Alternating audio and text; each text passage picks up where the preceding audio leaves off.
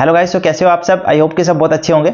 CGL 23 mains का 1 महीना बचा है, तो आज का video just based on that. बहुत सारे लोगों की रिक्वेस्ट आ रही थी कि सर मेंस के लिए आप वीडियो नहीं बना रहे, तो आज का जो वीडियो है 1 महीने लास्ट का एक जो आपका बचा है मेंस का, उसमें आपको किस तरह की अप्रोच रखनी है, किस तरह का एटीट्यूड रखना है अपने एग्जाम को लेके, और 1 महीने में हमें क्या पढ़ना चाहिए, कौन सी चीजों को कितनी बार रिवाइज करना चाहिए, उन चीजों के बारे में हम आज के वीडियो में बात करने वाले हैं। उससे पहले मैं अपने आपको इंट्रोडक्शन करा देता हूं। मेरा नाम है गणेश सैनी और मैं जो है एएसओ एंड सीएसएस हूं सीजीएल 2020 से, और एयर मेरी 574 है।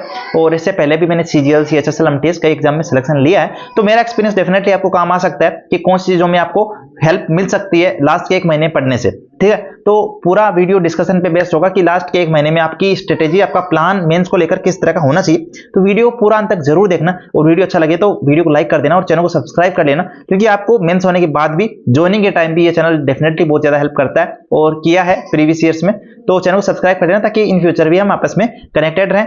तो चलते हैं आज के वीडियो पे, जिसमें हम सब्जेक्ट वाइज भी बात करेंगे, क्या चीजें पर्टिकुलर आपको ध्यान देना है। ठीक है, सबसे पहले हम बात कर लेते हैं सब्जेक्ट वाइज चीजें कि जिन पे आपको पर्टिकुलर सोचना है, देखना है कि हाँ यार ये चीजें कैसी चल रही है। ठीक है, सबसे पहले बात करते हैं मैथ्स पे। देखो मैथ सब्जेक्ट जो है अभी के टाइम आपको ज्यादा से ज्यादा प्रैक्टिस की नीड है, आपको भी पता है। बट मैं ये कह रहा हूँ वो प्रैक्टिस आप क्लासेस के थ्रू मत करना कभी। ज्यादा यूं नहीं होना चाहिए कि यार मैं क्लासेस कर रहा हूं, मैं तो उन सर की एक कोर्स आया कि रिवीजन कोर्स के नाम से कि हाँ यूट्यूब पे फ्री है।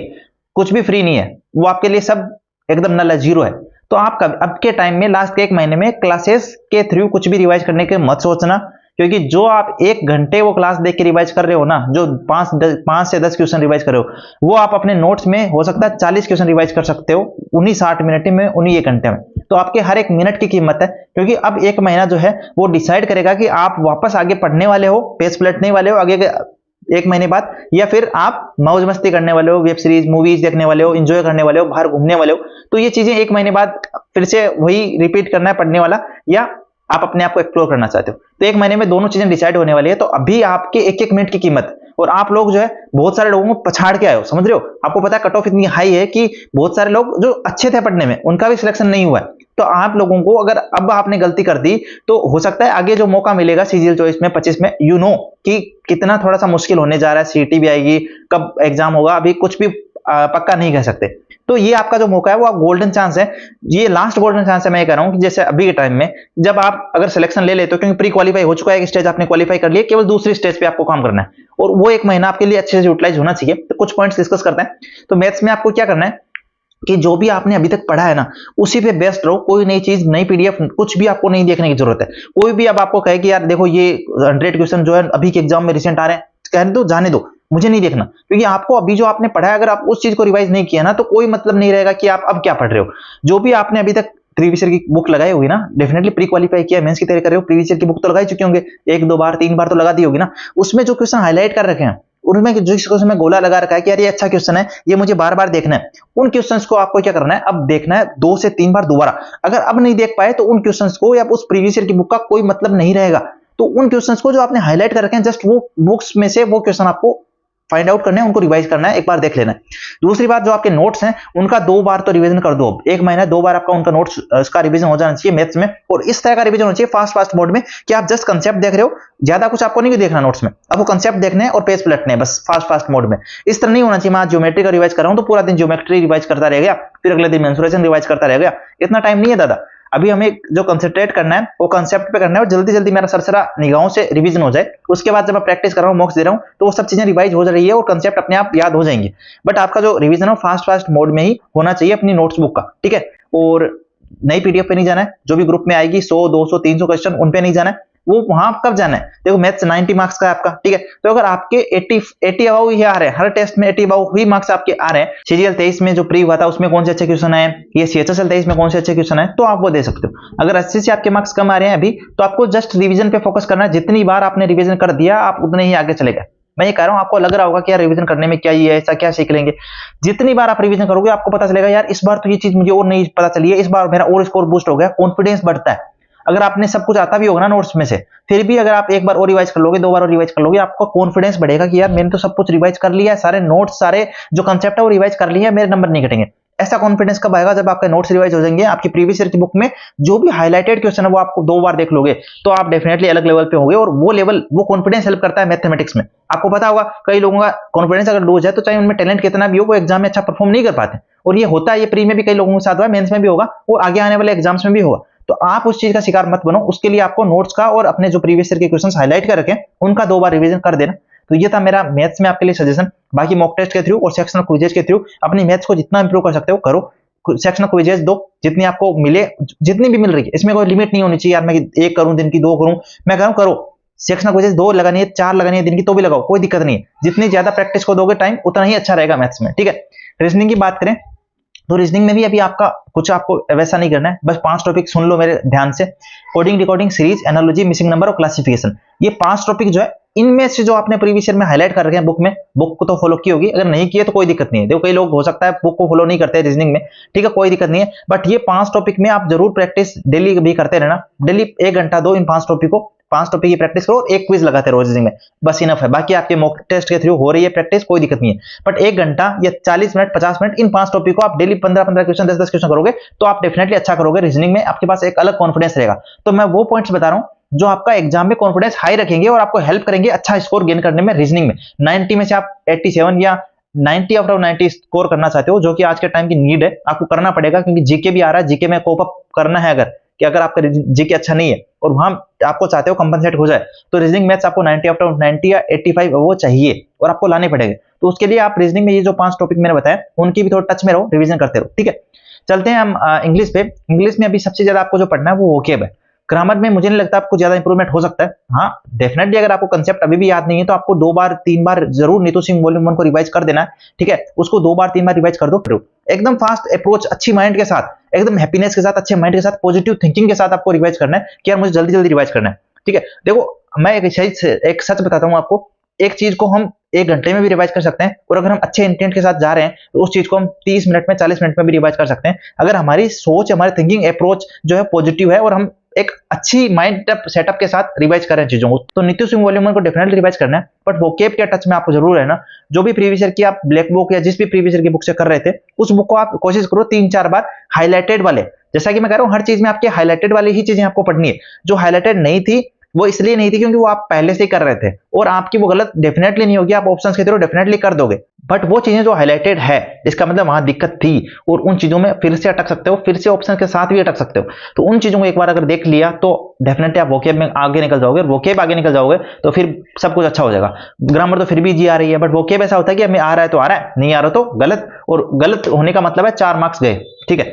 तो उस वोकेब की टच में रहना, डेली कोशिश करो कि 100 ऑलमोस्ट आप वोकेब जो रिवाइज करो, 100 टू 100 से 200 के बीच में वोकेब रिवाइज करो। कॉम्प्रिहेंसिव पार्ट में आपको क्या करना है, अभी 2 क्लोज टेस्ट, ध्यान से सुन लो, 2 क्लोज टेस्ट, 5 से 10 PQRS और 1 पैराग्राफ डेली सोल्व करो। मैं कह रहा हूं 1 महीने में अगर आपने ये करते रहे तो आपके पास एक अच्छा खासा कॉन्फिडेंस होगा, तो वो आपको हेल्प करेगा वहां एग्जाम में कॉम्प्रिहेंशन पार्ट में भी नंबर नहीं कटवाएगा। तो अगर डेली करोगे तो डेफिनेटली कॉन्फिडेंस रहेगा। और अभी भी ये सोच रहे हो कि नहीं कॉम्प्रिहेंशन पार्ट तो वो भगवान की देन है, वहां जाके वो सही होता है तो हो जाता है, नहीं होता तो नहीं होता, ऐसा कुछ नहीं होता। अगर आप प्रैक्टिस के साथ टच में हो आपके पास कॉन्फिडेंस रहता है, और कॉम्प्रिहेंशन पार्ट में भी कॉन्फिडेंस चाहिए। अगर कॉन्फिडेंस है तो डेफिनेटली आप बहुत अच्छा कर लेते हो कॉम्प्रिहेंशन पार्ट में, और अगर नहीं है तो आप देखोगे कभी कभी आपके मॉक में जो है वो हो सकता है कॉम्प्रिहेंशन पार्ट में 5 गलत हो गए, कभी 1 भी गलत नहीं हुआ। ये इसी वजह से होता है, कभी कभी हम कम मोटिवेशन के साथ जाते हैं, कम थिंकिंग के साथ जाते हैं, कम पॉजिटिव अप्रोच के साथ जाते हैं और फिर हमारे जो कॉम्प्रिहेंशन पार्ट है उसमें मार्क्स कट जाते हैं, जबकि कभी कभी नहीं कटते। तो वो थिंकिंग बेस्ड ही है। अगर हमारी थिंकिंग अच्छी है, हम पॉजिटिव अप्रोच के साथ जा रहे हैं तो हमारा सही हो रहा है, अगर नहीं जा रहे तो नहीं हो रहा। तो इसके लिए कहूंगा कि कॉन्फिडेंस लाने के लिए जो मैं बता रहा हूं वो चीज करना कि डेली 5 जो है 5 से 10 PQRS, 2 क्लोज टेस्ट और 1 पैराग्राफ डेली सोल्व करते रहो, डेफिनेटली हेल्प मिलेगी। और जीके में देखो अभी सबसे ज्यादा आपको जो फोकस करना है वो साइंस पोर्शन पे करना है और स्टैटिक जीके पे पोर्शन पे करना है। जितना इन दोनों पे अगर आपने कमांड बना ली तो आपका स्कोर उतना ही इंप्रूव होता जाएगा, उतना ही अच्छा हो जाएगा। तो स्टैटिक जीके में जो आपकी आर्ट एंड कल्चर है उस पर आप ये मान लो कि आपको रट दो उस चीज को, जितनी बार रिवाइज कर सकते हो दिन में 1 घंटा निश्चित कर लो कि इसमें आर्ट एंड कल्चर मुझे रिवाइज करनी है। दिन में बार आपने बना रखे होंगे या कोई भी बुक या कोई भी बुकलेट या कोई भी PDF जिससे भी कर रहे हो, उसमें दिन में डेली एक बार सरसरी निगाहों से देख लो, क्योंकि उसमें सबसे बड़ा पोर्शन है और सबसे बड़ा पोर्शन मार्क्स के हिसाब से जो आपके मार्क्स को बूस्ट करेगा, एग्जाम में आपका सिलेक्शन डिसाइड करेगा। तो स्टैटिक जीके पे अच्छा काम कर लेना, साइंस पोर्शन भी देख लेना, क्योंकि बड़ी अच्छी वेटेज आ रही है साइंस पोर्शन की आजकल। प्री में भी थी, लास्ट जो सीजीएल मेंस था उसमें भी थी, ठीक है। तो उस पर अच्छा कमेंट कर लेना, जो भी साइंस पोर्शन है उस पे और स्ट्रेटेजी के पोर्शन पे। बात है करंट अफेयर्स की, करंट अफेयर्स पे देखो उतना रिलायबल मत होना, ज्यादा टाइम भी मत देना, क्योंकि कोई भरोसा नहीं है, हो सकता है 2 क्वेश्चन आए और दोनों क्वेश्चन 2020 या 21 के करंट अफेयर से आ जाए, तो फिर वैसे भी आपके भी सही नहीं होगा, किसी और का भी नहीं सही होगा। तो आपको गैप वहां बनाना है जहां बाकी लोगों से आप आगे आ सको। तो यहाँ हो सकता है गैप ना भी बने, कोई बड़ा गैप नहीं बनेगा, क्योंकि आपको भी नहीं आ रहा, वो बाकियों को भी नहीं आ रहा। अगर प्रीवियस ईयर का ज्यादा पुराना पूछ लिया तो वहां गैप नहीं बनेगा। बाकी चीजों में आपकी कमांड अच्छी होनी चाहिए। तो करंट अफेयर्स को आप थोड़ा कम टाइम दो, जनवरी से लेकर अभी तक का करो, क्या पता बीच का पूछ ले, बट ज्यादा टाइम मत देना करंट अफेयर्स को, ठीक है। और पॉलिटी में जो आप कुछ इंपॉर्टेंट टॉपिक्स आपको पता होगा, लाइक जो अनुच्छेद होते हैं इंपॉर्टेंट वो पूछ लेता है, संविधान संशोधन पूछ लेता है, 101 से लेकर 105 संविधान संशोधन आपको पता होना चाहिए अच्छे से। आपको आर्टिकल्स अच्छे से याद होने चाहिए, कौन सा सोर्स किस देश की कंट्री से क्या लिया गया अपने कॉन्स्टिट्यूशन में वो आपको पता होना चाहिए। और कॉन्स्टिट्यूशनल असेंबली और फंडामेंटल राइट्स ये आपको अच्छे से पता होना चाहिए। पॉलिटी में ये इंपॉर्टेंट टॉपिक्स जो आते रहते हैं, तो इनके बारे में आपको अच्छा से पता होना चाहिए। इकोनॉमिक्स में आपको 5 ईयर प्लान अच्छे से आनी चाहिए, और जो आपके इन्फ्लेशन है उससे रिलेटेड जो कॉन्सेप्ट्स हैं, कुछ वर्ड्स हैं, वो आपको अच्छे से होने चाहिए। इकोनॉमिक्स में ऑलमोस्ट यहीं से कवर करता है, तो आपको पता होना चाहिए इकोनॉमिक्स में जो इंपॉर्टेंट है वो 5 ईयर प्लान, इन्फ्लेशन, जो आपकी अनएम्प्लॉयमेंट है, ये टॉपिक अच्छे हैं और आते हैं इनसे क्वेश्चन भर के। तो ये आपको अच्छे से पता होना चाहिए, repo rate, bank rate, otherwise, ठीक है। जो शब्दावली आप जब लुसेंट पे जाओगे उसमें आपको मिलेगी अलग से, वहां पे थोड़ा कमांड कर लेना। और हिस्ट्री में आपको पता है फर्स्ट एंड लास्ट रूलर हो गया, कांग्रेस अधिवेशन हो गए, जो आपके कौन सा शासक किसके काल में आया था, फॉरेन ट्रेवलर्स, उससे क्वेश्चन पूछ लेता है। या आप कहोगे तो मैं एक वीडियो बना दूंगा पर्टिकुलर, जिसमें जो इंपॉर्टेंट टॉपिक्स है सब्जेक्ट वाइज, हम उस पर एक बात कर लेंगे, भाई ये इंपॉर्टेंट टॉपिक्स है जो आपको देख लेना चाहिए, ठीक है।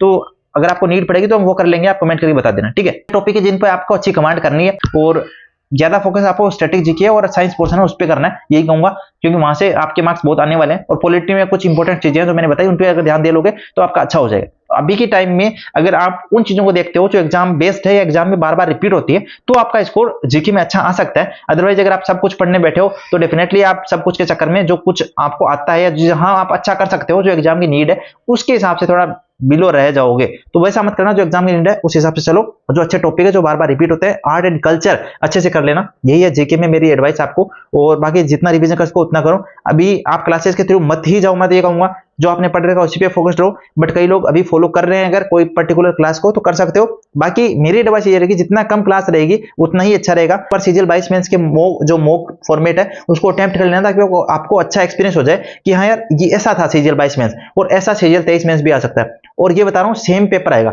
जो सीजीएल 22 मेंस है सेम पैटर्न का पेपर आपको सीजीएल 23 मेंस में देखने को मिलेगा। मैथ्स रीजनिंग इजी ही, ऑलमोस्ट इजी टू मॉडरेट आएंगे। इंग्लिश ठीक ठाक आएगी, क्योंकि इंग्लिश वेटेज भी अच्छी है, टाइम भी सेक्शन 2 में हमें काफी मिलता है, तो इंग्लिश अच्छी आएगी। और जीके जैसा आता रहा है एसएससी में 25 क्वेश्चन वैसे के वैसे आएंगे। तो तैयारी अपनी उस हिसाब से रखो कि हाँ इस तरह का पेपर आएगा।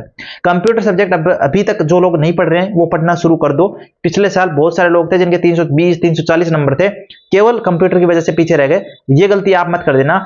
कंप्यूटर सब्जेक्ट को भी अगर नहीं पढ़ा है तो अब भी टाइम है, ज्यादा टाइम नहीं लगेगा, पढ़ लो। अभी भी 1 घंटा डेली दोगे तो कंप्यूटर क्वालिफाई कर लोगे। तो कंप्यूटर सब्जेक्ट पर अच्छा खासा ध्यान आपको देना है, पढ़ लेना है आप, ठीक है। वो टाइपिंग भी करते रहो, टाइपिंग में भी बहुत सारे लोग निकलते हैं। वो गलती मत करो कि यार मेरे स्कोर तो 320 330 40 350 हो गया, बट मेरी टाइपिंग क्वालिफाई नहीं हुई या कंप्यूटर क्वालिफाई नहीं हुआ, ये मत कर देना।